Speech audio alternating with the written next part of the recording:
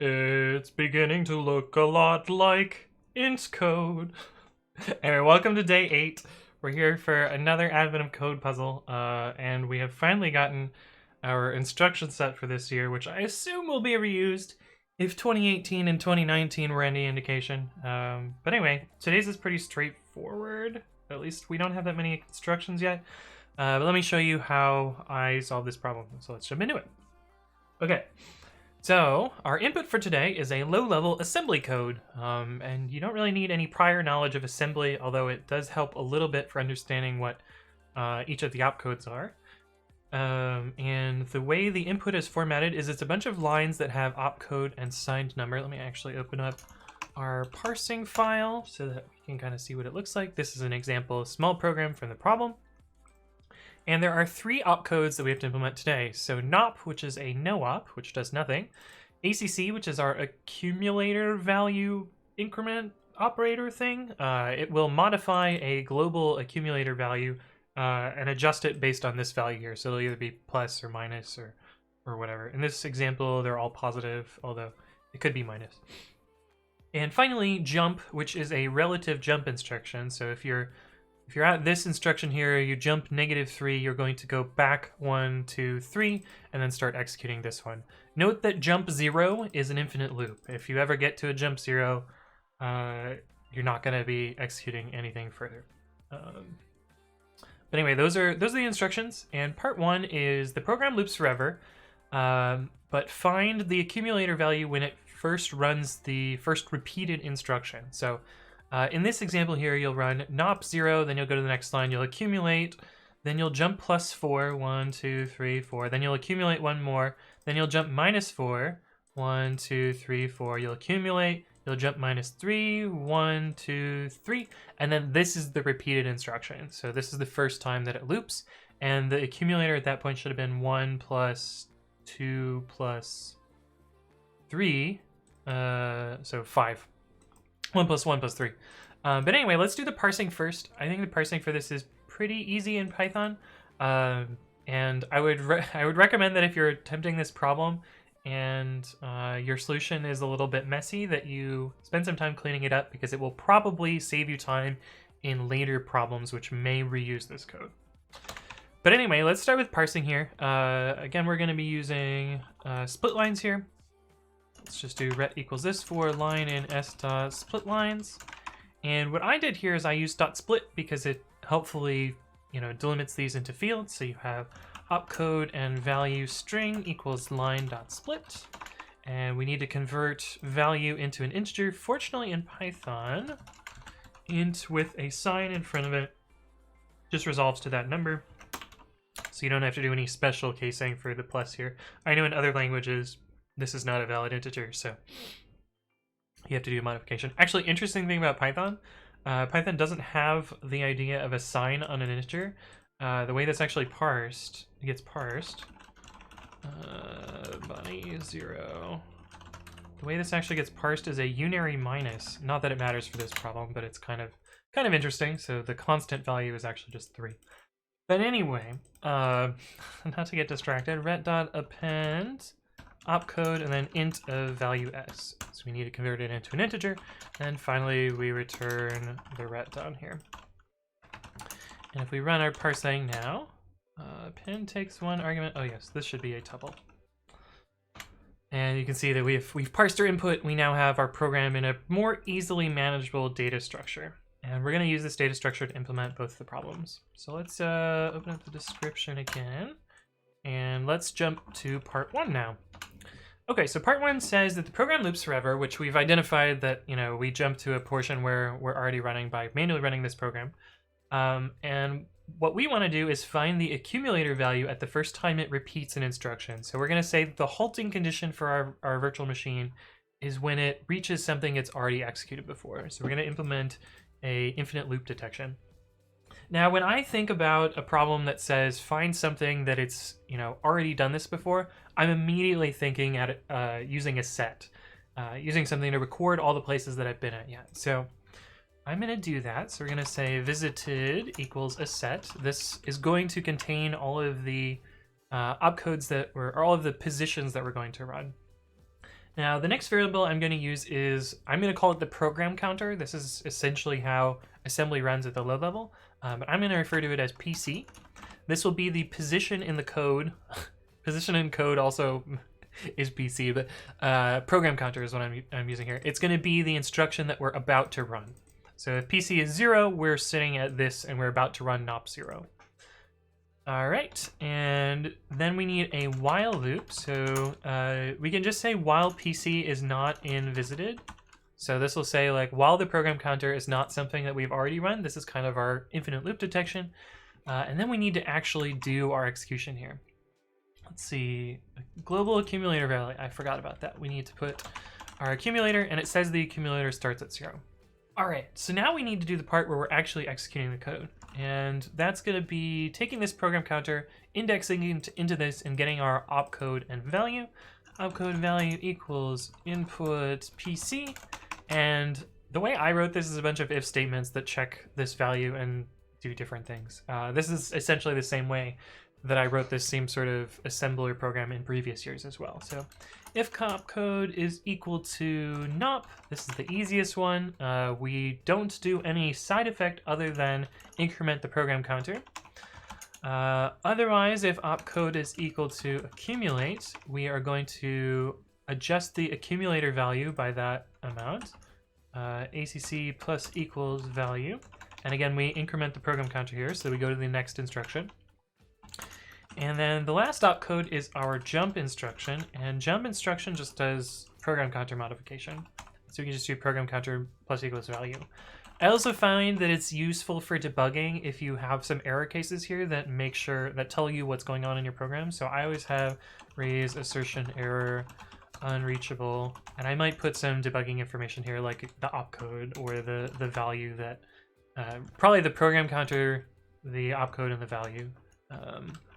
Just to show what's going on here. But that's essentially the core of implementing this problem, is just this loop here, and then finally we return our accumulator value. So this will run our code and increment over each, or run each instruction as it's needed, and modify the program counter if you need to jump here. And I believe this solves part 1. Nope, we are looping forever. Right, because we forgot to the very most basic part of this problem, which is to record that we have visited a particular program counter. So we need to do visited.add program counter. You can see I was kind of in an infinite loop here. It was just kind of hanging there. Whereas now it runs basically instantly because it's so few instructions. And we got 5. Cool. So that's part 1. I'm actually going to copy this code from part 1 into part 2. Because part 2 is very similar to part 1. I'm going to solve it in the most straightforward way possible. There are ways to optimize this program. Some of them are much more complicated than others. I'm going to tell you about one optimization that I did, and then give you a hint at another that's really, really hard. But anyway, let's copy this code over from the other one. And part 2 says the program is buggy. One of the nops is a jump, or one of the jumps is a nop. So we know that the ACC instructions are correct, but one of these is wrong. So like maybe this one is supposed to be a jump, maybe this one is supposed to be a nop, maybe this is supposed to be a nop, etc. And the correct program execution should eventually go right past the end of the input, and that's our new termination condition. And so we need to try every combination of our code, but flip-flop any of these jumps and nops. And so the way I did this kind of in 2 ways. I'll show you the first way first because I think that's easier to think about. But again, we have our input here, and what I'm just going to do is loop through every single one of these, and if it's a nop, try it if it's a jump. And we also need a new termination condition here. Let's just do compute code. I'm going to have an alternate implementation of the code. Code is a list of tuple stir int. Typing import list, and we also need tuple. And so we have 2 termination conditions. One is that we've already visited this, or PC is equal to the length of code. So that's the other termination condition. We have gotten past the end here. And I'm actually going to return a couple of values here just to make this you know, a little bit more easier to understand what happened here. So we're going to return the program counter, the accumulator, and we're going to return the visited set here. And we might use those in our actual computation function here. But this is kind of a helperized version of our original solution.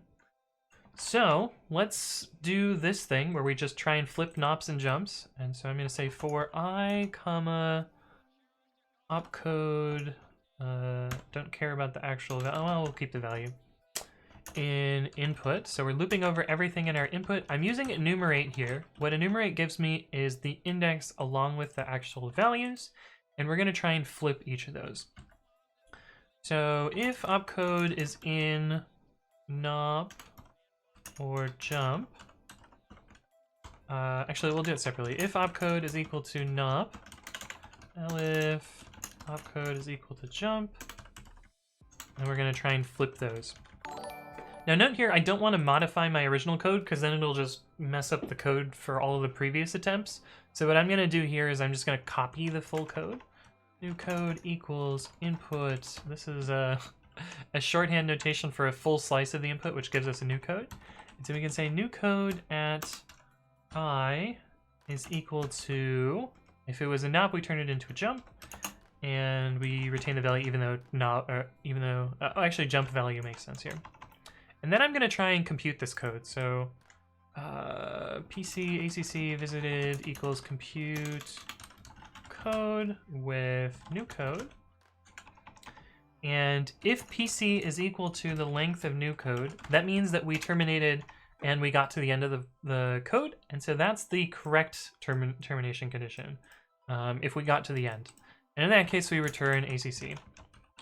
And we're going to do much of the same thing, but for jump. And you can imagine I could simplify this code a little bit because the only things that are going to change here are these opcodes here. So one way that I did this in my code is I made a mapping to flip these. So flip equals OPC, or sorry, NOP to JMP, and JMP to NOP. So what I did instead is, if it's in nop and jump, then this equals flip opcode. So this is just a fancy mapping that flips one to the other. And then we don't need this second condition down here. And as we usually do, raise insertion error unreachable in case we get to a case where it's never going to happen. So all I'm doing is just brute forcing this problem and basically just throwing at my computer up here every single combination where nop and jump can be flipped. Unfortunately, in this case, the input is small enough that this approach will work fine. And if we run this, let's see if we got it right. Unreachable.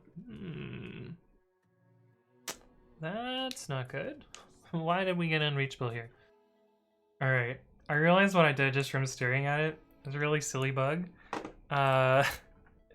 We were hard coding input up here instead of referencing our code. So it was never seeing our modifications at all. But anyway, this fixed that there. So I think now if I run this, it should give us the right answer, and it does. But anyways, silly mistake. And this is again like why you probably shouldn't reference global variables and why it's a good idea to split things into functions and deal with them that way. But anyway, that's one way to solve this problem, which is just, you know, brute force it. One small improvement to this. Oh, actually, I should talk about the runtime. So this execution can only run at most every single instruction. So this is on in that compute code function here, and this is on over the input. So overall, it is n squared. Now you can improve one of those n's a little bit by narrowing down the number of i's that you check. And one way you can do that is by trying the original code in this function. You can see exactly what things are visited, and that narrows it down because it must be one of the nops or jumps in there. So then you don't have to test all the rest of the code where it might not be. So that'll narrow it down some, but in my case, it only narrowed it down by like, I think 40%. There is a complicated graph solution where you treat each jump as an edge and do a topological sort and figure out, you know, which of them could be changed to actually influence the output, and then you know, prioritize those, but it's pretty complicated, so I'm not actually going to explain the graph solution here. And I didn't do the graph solution myself, so I don't even know it. But anyway, this is one way to solve the problem. Hopefully this is helpful, and hopefully you can improve your IntCode. Sorry, not IntCode. What is it? What do they call it? Did they give it a name? I don't even know if they gave it a name. But hopefully you can improve your little program so that you can use it for future days. Anyway, hopefully this is helpful. I will see you for the next one.